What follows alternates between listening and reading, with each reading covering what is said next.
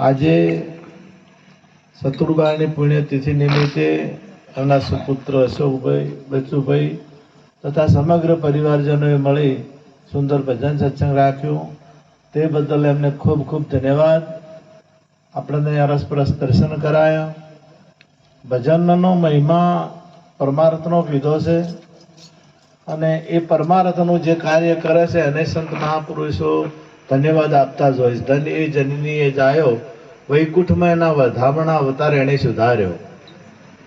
ધીગ ધીગ જનની તેની કહીએ. મહાપુરુષે એવું કીધું કે જે ભક્તિ નથી કરતો ને હોમો મળ્યો નહીં હારો. આખા ભગતે કીધું છે ભક્તિ વિનાનો નર ભૂત છે, સામો મળ્યો નહીં સારો. એવું તુલસીદાસે તો કીધું કે ઢોર ગળતા મનુષ્ય ગળ્યો, ભૂલ્યો સિંગ ને પૂંછ, તુલસી હરી કી ભક્તિ વિના ધીક દાઢી ધીક મૂસ. આટલા બધા સંતોએ ઠપકા આલ્યા આપણને, આપણા જીવાત્માને જગાડવા માટે મહેનતો કરી બધાએ સંત મહાપુરુષોએ. અને જેને જેને આ જીવનમાં એમના શબ્દો જે જીવનમાં ઉતાર્યા એમનો બેડો પાર થઈ ગયો. શૂન્યમાંથી સર્જન થાય છે. ભક્તિના જેવું બીજું કોઈ ઉત્તમ માધ્યમ નથી પરમાત્માના સાક્ષાત્કાર કરવા માટેનું. અને ભક્તિ વગરનું જીવન એ ઢોર જેવું કીધું તુલસીદાસે કે ઢોર જેવું જીવન છે. અને એ જીવનને કેવું બનાવવું એ આપણા હાથની વાત છે. એટલે પરમાત્માએ આપણને સુંદર મન આપ્યું છે, બુદ્ધિ આપી છે, ચિત્ત આપ્યું છે, અહંકાર આપ્યો છે, 4 અંતકરણ આપ્યા છે. અને એ બુદ્ધિથી તમારે કેવો વિચાર કરવો એ વિચાર. આપણે ભજન ગાયું તો બાબુભાઈ, જ્ઞાનના મોતી જ્ઞાનના મોતી, મારે સંતોની આટડીએ મળશે જ્ઞાનના મોતી. તો જ્ઞાન એટલું બધું કિંમતી છે કે જ્ઞાનથી જ માણસની કિંમત થાય. અત્યારે અમુક એવા ઓફિસરો છે કે અમને 2 લાખ 5 લાખ પગાર છે મહિને. એ શેનો પગાર છે? વ્યક્તિનો નથી, જ્ઞાનનો છે. એમની પાસે જ્ઞાન આવ્યું અને એ જ્ઞાનનો એમને 1 લાખ 2 લાખ 5 લાખ એવો પગાર મળતો હોય છે. એ જ્ઞાનનો મળે. અત્યારે આર્મીમાં જોઈએ તો એમને પગાર મળતો હોય તો એના જ્ઞાનનો, એની શક્તિનો મળતો હોય છે. એટલે જ્ઞાનનો જે મોતી છે એ જ્ઞાનના મોતી સંતોની હાટડીએ મળશે, બીજી કોઈ જગ્યાએ એ મળતું નથી. શાને તું તો રોતી લે રામને ગોતી. કે શા માટે રોવે છે? તે આ રામ જે વ્યાપક છે, રામ સચરાચરમાં છે, એ રામને ગોતી લે. રોવાનું બંધ કર. અને આપણે જોઈએ તો દુઃખડ, તમે જે જગ્યાએ જો તો દુઃખ લઈને જ જા. મંદિરમાં જતો હોય દુઃખ લઈને જા, હગા વાલે જતો હોય દુઃખને લઈને જા.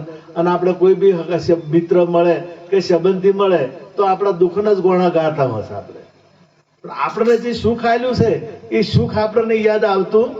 પરંતુ જે પાહું 2 પાહ, સુખ ને દુઃખ 2 હોય. તડકો સોયલો 2 હોય. તડકો હોય તો સોયલો હોય, અને સોયલો હોય તો તડકો હોય. એટલે દુઃખે હોય ને સુખે હોય. પરંતુ મનનું કારણ છે. સુખ અને દુઃખ એ 2 મનનું કારણ છે.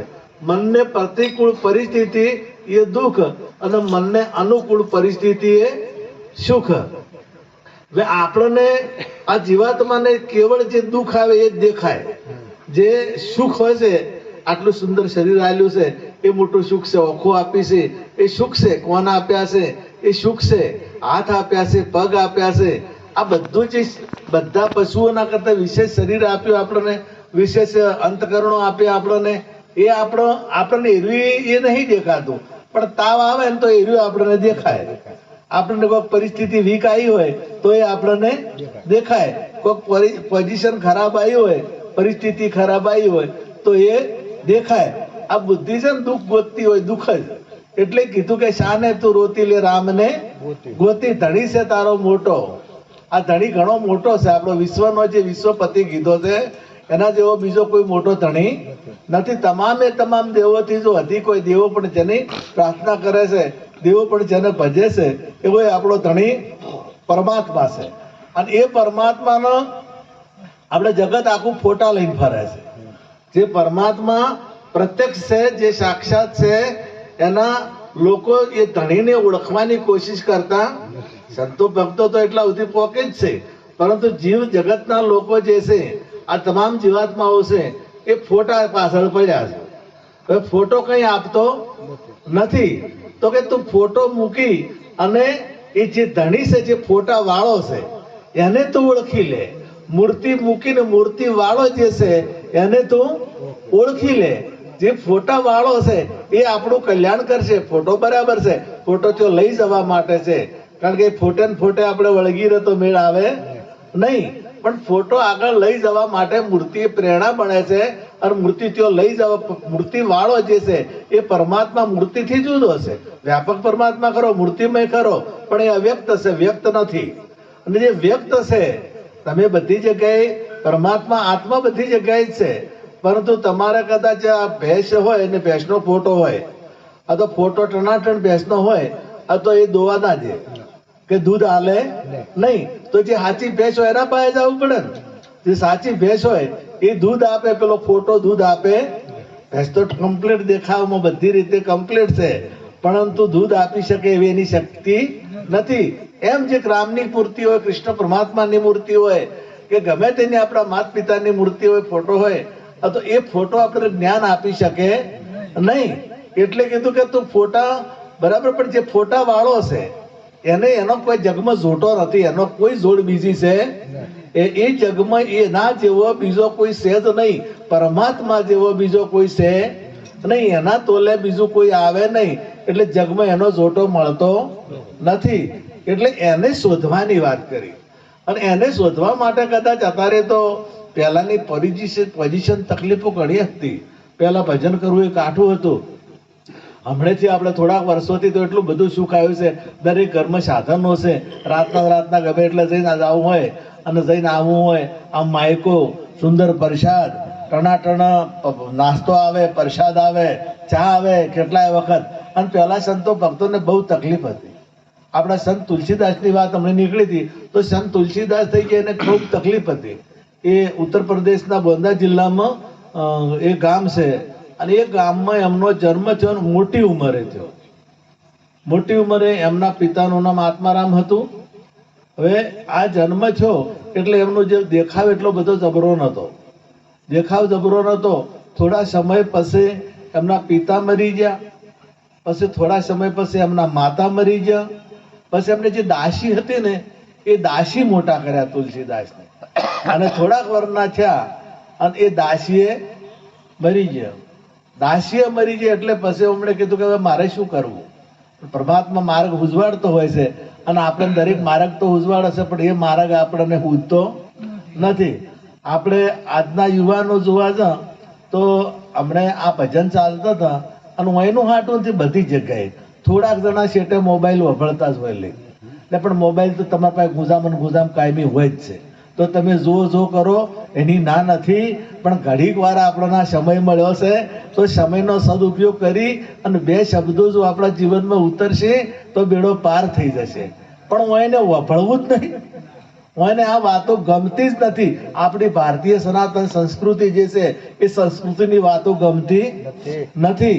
તમે મુસ્લિમનું છોકરું છે તો કુરાનની વાતો એને આયાતો આવડતી છે, અને કુરાનને માનતું છે, અને એને ઉર્દુ આવડતું છે.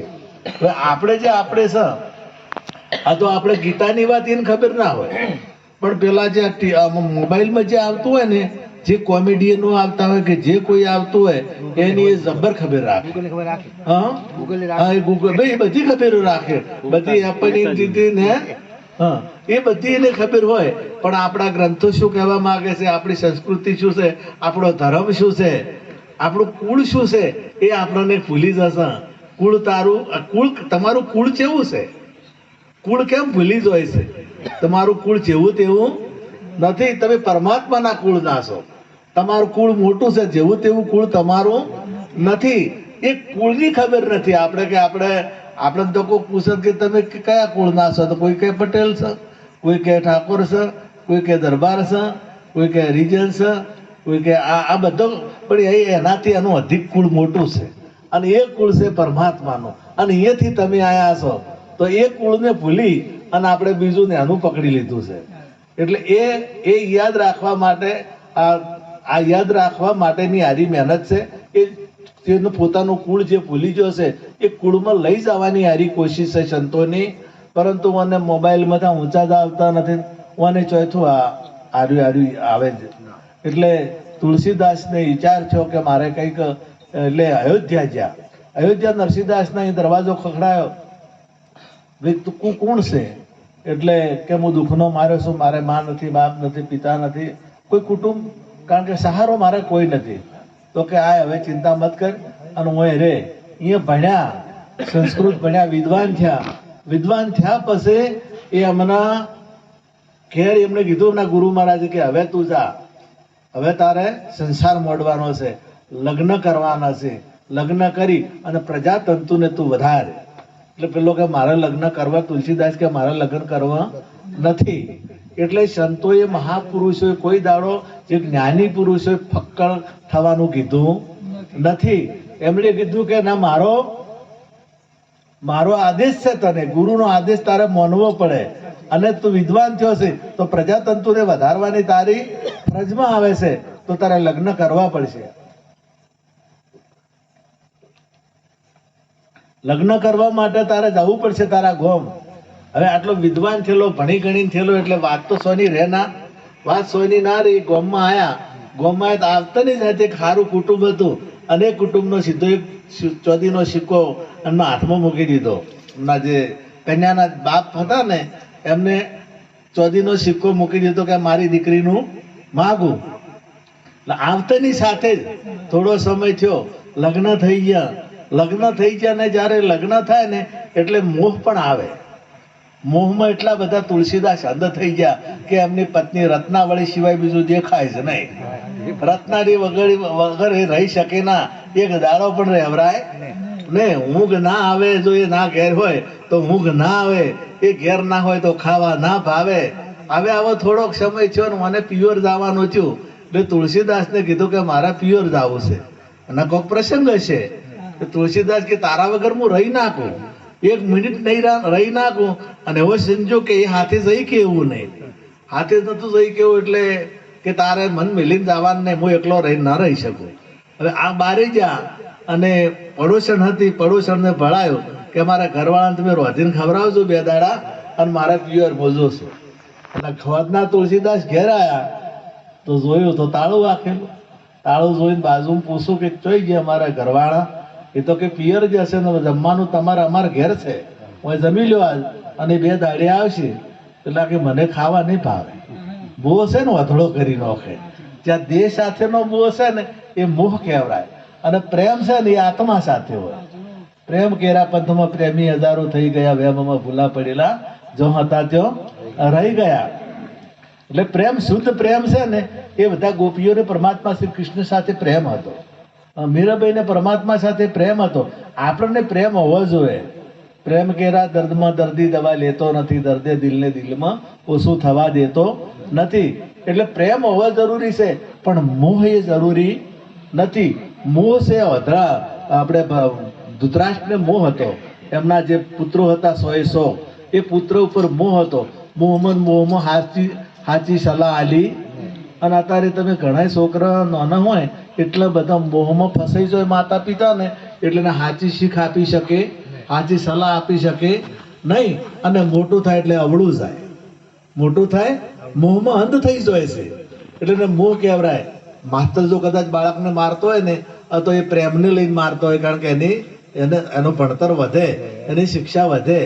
એમ મા બાપ કદાચ કોઈ ઠપકો હાલતો હોય તો બાળકના કલ્યાણ માટે ઠપકાટ, પણ મોહ વાળું કોઈ કહી શકે.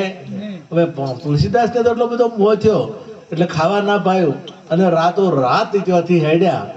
તો આપણા શાસ્ત્રોમાં તો એવું લખ્યું છે કે નદી હતી આડી, તો નદીને પાર કરવી હતી.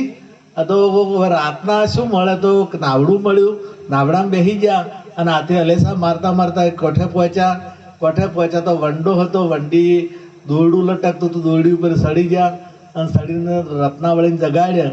એક બાજુ ઓરડા મૂર્યા હતા, તમે આટલો વેવ રહે છે, કાળી દિગમ રાત છે અને દેખાતું નથી, તો તમે આયા કઈ રીતના? આ મોહ શું કરે? હા, એટલે કે હું આ નદી ચમ કરીને આયા, આવી ઘુઘવાડા નદી મારે કે નાવડું હતું અને પેલા દોરડું લટકતું હતું. પેલા બહાર જઈને જોયું તો નદી કિનારે મળદું પડ્યું હતું. હવે હું એને મળદું નહીં દેખાણું, શું દેખાણું છે? નાવડું દેખાણું. અને પેલો હાફ પલટ્યો તો દોરડું દેખાણું. અને કોક એને ઓટી પડી જી. હવે આ કહેવાનો ભાવ આ સત્ય હોય કે ના હોય એ આપણને ખબર નથી. મહાપુરુષોએ લખ્યું છે હમણાં ગ્રંથોમાં, પણ કહેવાનો ભાવ કે મોહ એટલો બધો વધોળો છે કે ગમે તે બધું ખાવાનું ભૂલાઈ જવરાય, અને એ રત્નાવલી કે તારા વગર હું જીવી શકું ના, અને તારા વગર મને ઊંઘ નહીં આવતી.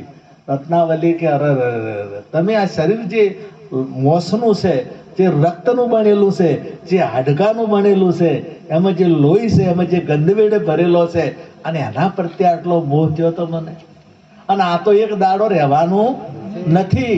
આ તો વૃદ્ધ અવસ્થા થાય તો અત્યારે રૂપાળું દેખાય છે, પણ પછી રૂપાળો દેખાય નહીં, ગલ્ફમાં બેસી જાય, ઓખી ઊંડી ઉતરી જાય, અને આ હાડકા જે ખાવા મળશે, અને આ કરચલીઓ વળી જાય, એટલે એ રૂપ દેખાય. અને તમે આવા ઉપર મોયા, જો કદાચ આટલું તમે રામ ઉપર જો કદાચ પ્રીત કર્યું હોત, રામ ઉપર જો તમને મોહ લાગ્યો હોત, તો તમારું કલ્યાણ થઈ જાય, તમારો ભવ સાગર તમે તરી જોત. અને તમે આ લોહી મોચના લોસા ઉપર આટલો તમને મોહ છો, આટલી આટલી તકલીફ બેઠી અને રાતો રાત આવ્યા છો.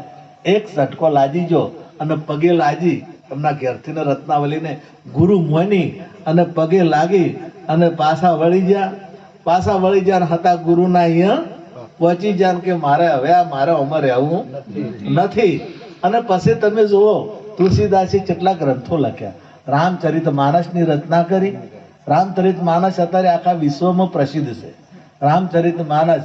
અને એમાં એમણે ઊંચ નીચના ભેડો મટાડવાની વાત કરી, કુટુંબમાં પ્રેમ કેવો હોય જોઈએ એની વાત કરી, આધ્યાત્મિક વાત કરી, આધ્યાત્મિક આત્મા પરમાત્મા શું છે, બધી જગ્યાએ આ સંસાર છે ને, સબ જગ રામમય જાની. તુલસીદાસે કીધું કે આખું જગત રામમય છે. જો આપણને દ્રષ્ટિ મળી જાય તો રામ વગર કોઈ ખાલી નથી. પરંતુ એ દ્રષ્ટિ મેળવવા માટે આપણે ગુરુ શરણમાં જવું પડે, અને ગુરુ શરણમાં જાય સિવાય એ દ્રષ્ટિ મળતી નથી.